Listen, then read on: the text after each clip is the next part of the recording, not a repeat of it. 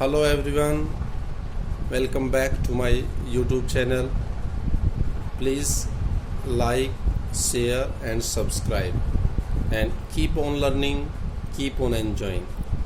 Now today's topic is present perfect continuous tense. Present perfect tense किया था, अब बारी है प्रेजेंट परफेक्ट कॉन्टिन्यूअस टेंस की। और प्रेजेंट परफेक्ट जो हमने किया था उसके बाद मैंने पूरी एक्सरसाइजेज की भी एक वीडियो डाली है, उसको भी देखना है, घर पे प्रैक्टिस करनी है।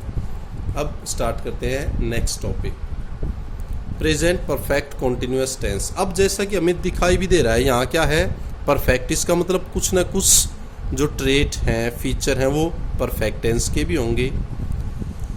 कॉन्टिन्यूअस, इसका मतलब कुछ ना कुछ ट्रेट, कुछ ना कुछ फीचर कॉन्टिन्यूअस के भी होंगे। इसका मतलब क्या है, ये जो टेंस है ये परफेक्ट और कॉन्टिन्यूअस का कुछ मिक्सचर है। कुछ चीज़ें जो आपने कॉन्टिन्यूअस में सीखी होंगी इसके अंदर मिलेंगी, और कुछ चीज़ें परफेक्ट में जो सीखे आप वो मिलेंगी। तो इजी है, मुश्किल कुछ भी नहीं है, बहुत कॉम्पिटिटिव एग्जाम में ये पूछा भी जाता है। इंटरेस्टिंग है, एंजॉय करते रहे। स्टार्ट करते हैं टॉपिक। अगर हिंदी में पहचान की बात की जाए तो वाक्य के अंत में आपको से रहा है, से रही है और से रहे हैं मिलता है, तथा उसके साथ साथ और क्या मिलता है, समय भी दिया होता है। अब नहीं तो अब माइंड में ये बच्चे जो अच्छे बच्चे हैं उनके माइंड में ये आएगा रहा रहे तो कॉन्टिन्यूअस में भी आया था। इसीलिए मैंने आपको बताया है कि कुछ ट्रेट इसके अंदर कॉन्टिन्यूअस के हैं और कुछ परफेक्ट टेंस के हैं। अब इसमें क्या है, वाक्य के अंत में आपको से रहा है, से रहे हैं, से रहे और समय दिया होता है। एग्जाम्पल्स देख लेते हैं हिंदी के अंदर। वह सुबह से क्रिकेट खेल रहा है। बच्चे सुबह से ठंडे पानी में नहा रहे हैं, गर्मी का मौसम है। सीता 2 घंटे से पुस्तक पढ़ रही है। अब ये कुछ सेंटेंसेस हैं। अब इसके अंदर क्या था, मैंने कहा था कि समय दिया होता है। उसके लिए अब आपको जो याद करने की चीज़ें हैं वो 2 वर्ड याद करने हैं, एक सिंस और एक फॉर। अब क्या है, सिंस और फॉर के अंदर जो कुछ टीचर्स भी बता देते हैं, कुछ बच्चे मिसलीड करते हैं या उनको कंफर्म पता नहीं होता है। अब यूँ पूछते हैं ना, सिंस कहाँ आएगा, फॉर कहाँ आएगा, वो कहते हैं जी डेफिनेट के साथ सिंस और इनडेफिनेट के साथ फॉर। अरे जबकि इसके अंदर तो दोनों ही निश्चित होते हैं, दोनों डेफिनेट हैं। ये जिसने भी आपको बताया, जहाँ से आपने सीखा है, इसको प्लीज़ करेक्ट करें। क्या होता है, अब आप सीख जाएं। जब 2 घंटे कही तो 2 घंटे निश्चित है, सुबह से कहा वो भी निश्चित है। तो क्या डिफरेंस है, कैसे आप इसको बिल्कुल क्लियर याद रख सकते हैं, वो ध्यान से सुने। सिंस कहाँ होता है, डेफिनिट पॉइंट ऑफ टाइम। इसका मतलब ये आपको एक समय बिंदु निश्चित तो है लेकिन एक पॉइंट से बता देंगे यहाँ से ये कार्य स्टार्ट हुआ था। समझ में आया? तो सिंस आएगा डेफिनेट पॉइंट ऑफ टाइम, निश्चित समय बिंदु भी यहाँ से ये चीज़ स्टार्ट हुई है। फॉर एग्जाम्पल सुबह से कह लेते हैं तो for since morning, since afternoon, since Monday, since 1920। तो ये थे सिंस के एग्जाम्पल। समझ में आया होगा? Good. Next, for indefinite. For, अब इनडेफिनिट नहीं बोलना है आपने, क्या कहना है, definite point of period of time. वो पॉइंट ऑफ टाइम था, ये पीरियड ऑफ टाइम। ये समय अवधि, एक टाइम स्पैन को शो करता है, निश्चित समय अवधि। जैसे कहा 2 घंटे for 2 hours, 2 दिन for 2 days, 3 दिन for 3 days, for 3 months, for 3 years, for 5 minutes, you can say it. Clear? Good. फिर बात आती है हेल्पिंग वर्ब। अब हर एक टेंस के अंदर यूज कर रहे थे, तो अब इसमें हेल्पिंग वर्ब क्या होंगी।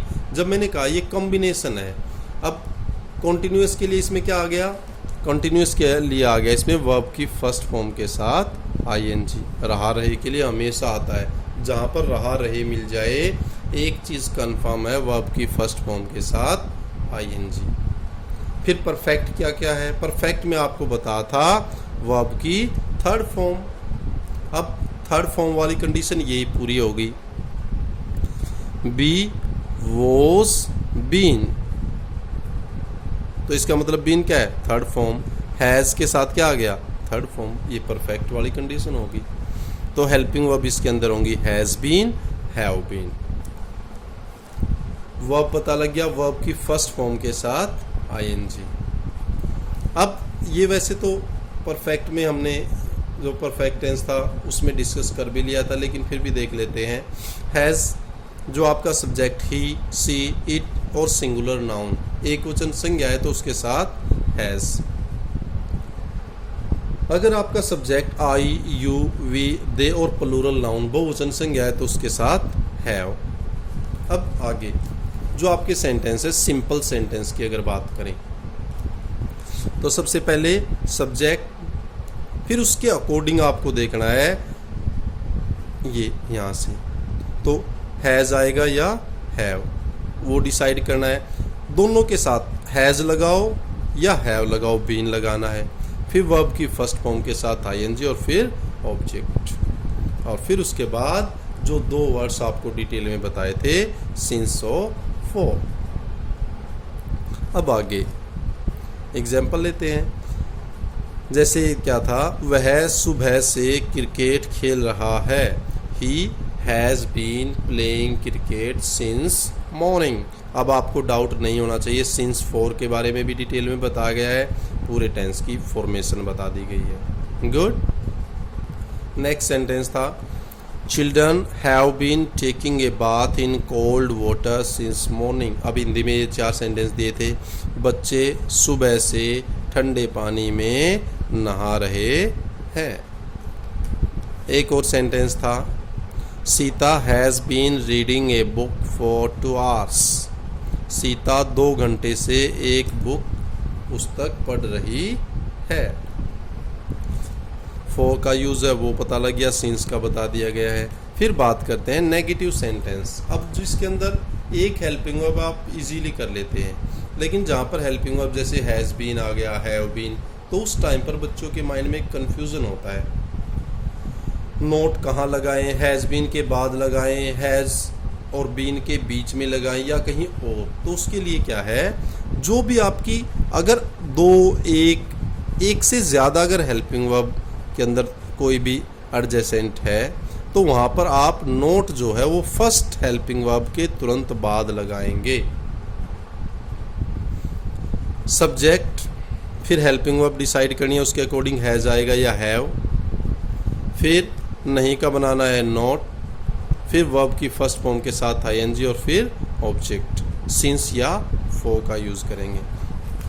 अब उसमें से एक सेंटेंस यहाँ दिया हुआ है तो आप देखें, he has not been playing cricket since morning. वो सुबह से क्रिकेट नहीं खेल रहा है। अब बात करते हैं interrogative sentences. At the end of the sentence sign of interrogation question mark होता है, उसकी बात करें तो हेल्पिंग वर्ब पहले। अब वही सेम वो नोट वाली कन्फ्यूज़न यहाँ भी आ सकती है, तो उसके लिए भी क्या है कि फर्स्ट हेल्पिंग वर्ब के बाद ही नोट लगता है, और इंटेरोगेटिव बनाना है तो फर्स्ट हेल्पिंग वर्ब पहले, हैज या हैव फर्स्ट में आ जाएंगे।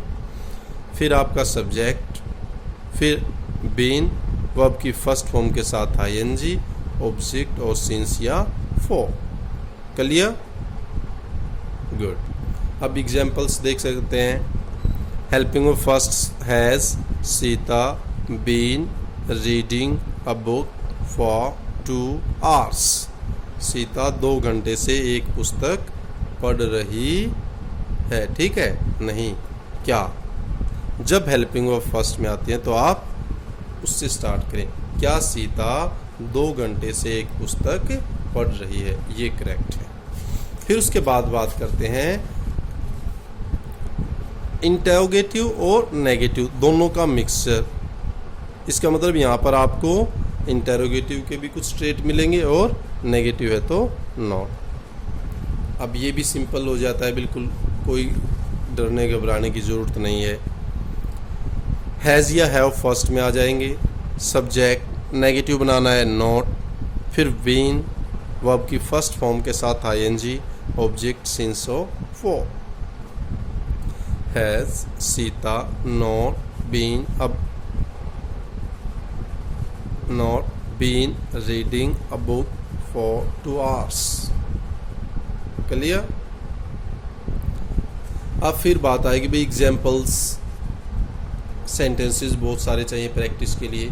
तो उसके लिए हर जो भी मैं एक टेंस की वीडियो डालता हूँ उसके बाद लगभग 50 या 100 के आसपास सेंटेंसेस डालता हूँ। उसके अंदर इंग्लिश भी होती है और हिंदी भी होती है। उससे एक आपकी वकैब बढ़ेगी, नॉलेज बढ़ेगा, उसको और प्रैक्टिस के लिए भी वो सफिशिएंट है। तो आप उस वीडियो को भी देखें, सेम यहाँ पर है। For examples watch next video. Stay tuned, stay connected, stay safe, keep learning. Thank you, thanks a lot.